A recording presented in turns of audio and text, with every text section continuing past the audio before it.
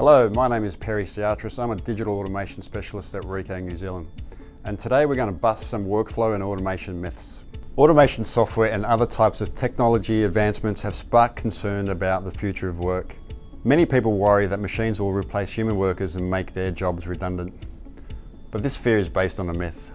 While automation can handle many repetitive tasks, it does not necessarily lead to the elimination of certain job roles or render people unemployed. Automation frees up time for businesses to focus on critical areas and train employees to focus on innovation and take on more complex responsibilities.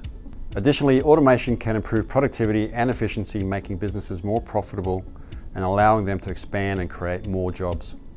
It's important to know that automation is based on program logic and lacks the ability to reason on its own.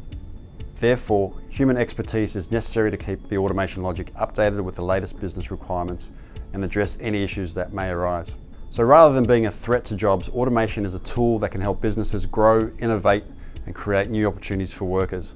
Business process automation is a team activity that requires the contribution and involvement of each stakeholder. So get involved.